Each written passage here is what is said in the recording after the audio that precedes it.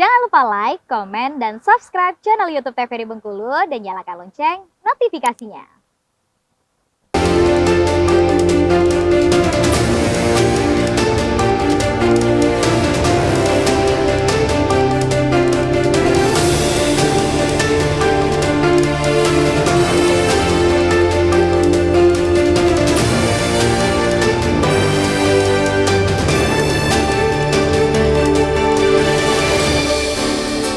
Baik pemirsa, masih kembali di Berendo TVRI Bengkulu untuk sore hari ini edisi 6 November 2023 ya. Nah, kita kembali untuk berbincang tentang penataan pedagang Kota Bengkulu.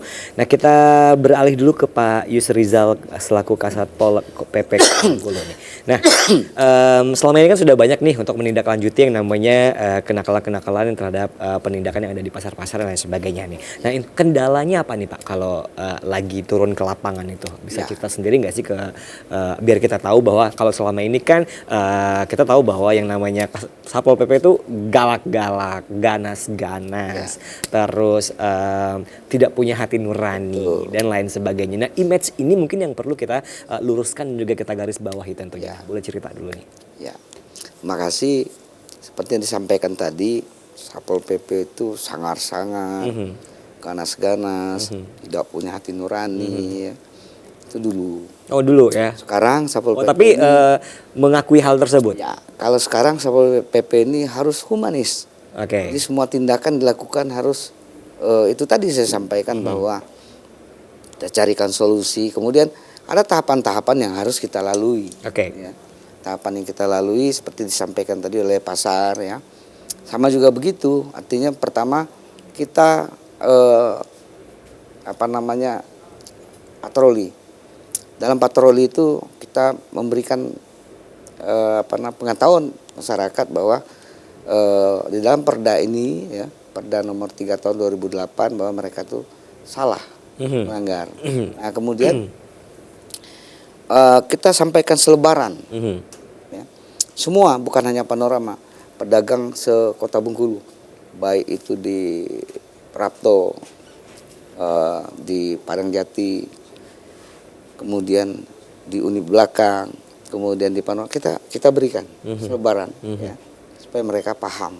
Nah, setelah itu sudah kita berikan selebaran, baru nanti yang mana ada yang melanggar dan artinya ada keberatan masyarakat ya, baru kami berikan peringatan. Oke. Peringatan 1, kita kasih jeda. Ya. Jedahnya berapa lama? Jeda untuk peringatan 1 atau sebenarnya peringatan 2 sampai dengan peringatan jeda terakhir? Peringatan 1, 2, 3 ini mungkin 3 hari. Tapi ada kalanya kita kasih waktu yang panjang. Oke. Ya, waktu yang panjang kita berikan waktu yang aturannya panjang. Itu harusnya 3 hari batasnya? Sebenarnya tidak ada di dalam aturan. Ya kan? Nah, nggak ada di dalam aturan bahwa peringatan 1 harus berapa hari, peringatan 2 berapa hari ya. Dan kebiasaan saja. Oke. Ya, biasanya 3 hari. Ya, nah, kita nggak begitu. Kita melihat situasi.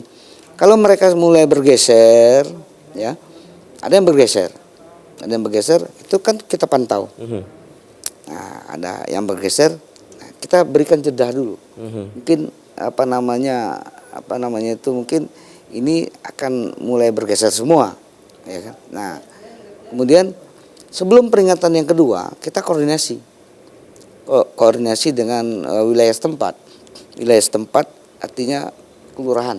Ya. Kita koordinasi kelurahan. Kemudian apa sih yang menjadi persoalan ini? Kok ini nggak mau bergerak? Ya kan? Nah, kemudian lurah berjalan. Pak Kasat jangan dulu melakukan tindakan. Nanti dulu. Kita mau ke lapangan dulu. Lurahnya ke lapangan seperti di Uni Belakang terjadi gitu kan. Nah, setelah itu lurahnya kasih informasi dengan kita. Lurah kasih informasi. Oh gini persoalannya. Nah, mereka mau hidup, kemudian tidak ada tempat, ya.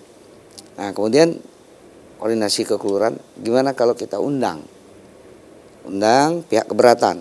Pihak keberatan ini lurah, RT, ya. Masyarakat melalui RT-nya, melalui RT, kemudian pihak terganggu UNIM misalnya kan. Nah, ini umpama maksudnya. Nah, kemudian kita lakukan koordinasi. Nah, apa sih maunya? Ya.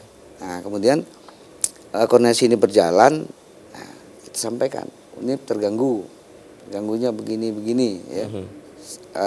Masalah sertifikasi perguruan tinggi, kemudian warga masyarakat terganggu dengan ketertiban, jalan sempit ya.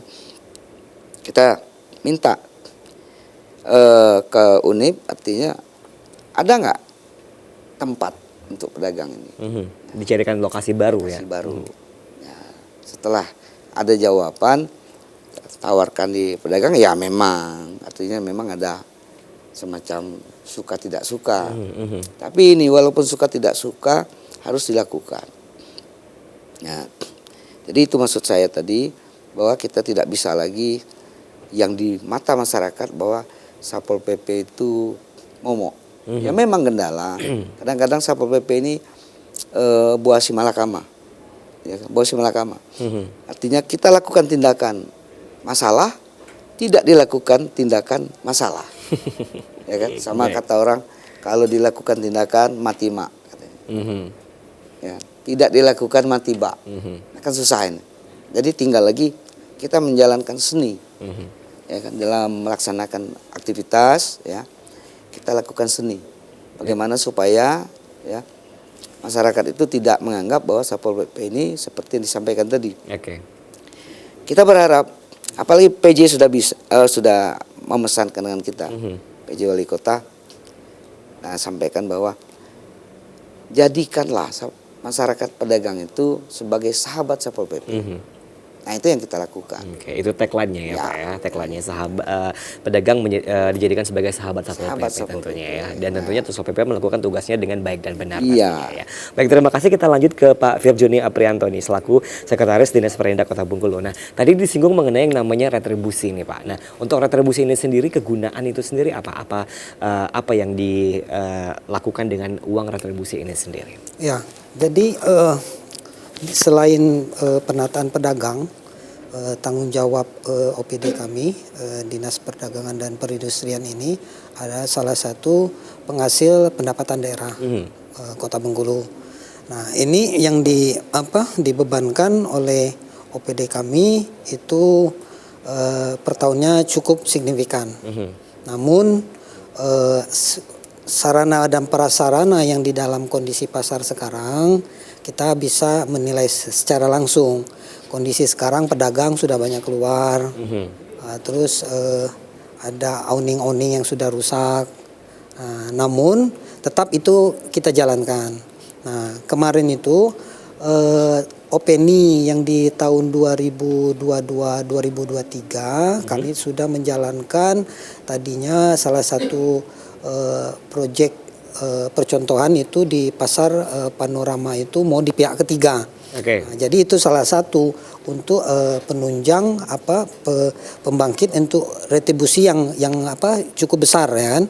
Itu hasil kajian itu perhitungan itu bukan kami langsung mematok harga sekian miliar gitu kan. Apakah kemarin tuh yang harus mereka, jika kalau pihak ketiga itu dia menjalankan itu pada pasar Panorama itu 2 miliar itu retribusi tetap belum untuk bagi hasil. Jadi kurang lebih 2,5 miliar itu untuk per tahun. Itu untuk pasar Panorama saja. Belum untuk pasar Minggu dan pasar Baru Koto. Namun ini kan ada regulasi dan aturan, kita tetap mengacukan ke Perda 05 itu tentang aset milik daerah. Disitulah ada terbentur aturan yang tidak bisa kita pihak ketiga. Itu tetap bisa di pihak ketiga, namun itu harus perusahaan daerah. Nah, kemungkinan nanti kita kaji ulang lagi untuk pengelolaan setiap pasar. Kalau bisa nanti benar-benar langsung perusahaan daerah atau PD federal. Jadi untuk salah satu meningkatkan retribusi pendapatan dari pasar itu salah satu penunjang PAD Kota Bengkulu. Baik, intinya untuk retribusi itu dialokasikan untuk keperluan pasar itu sendiri ya Pak ya. Yang jelas balik lagi untuk pasar itu, karena bukan apa-apa kan kita masyarakat pedagang harus wajib membayar retribusi. Toh nanti sarana prasarana yang dinikmati lagi nanti kan untuk ke pedagang masyarakat. Baik, kita akan ngobrol lagi nantinya pemirsa, kita akan jeda terlebih dahulu tetap bersama kami di Berendo TVRI Bengkulu.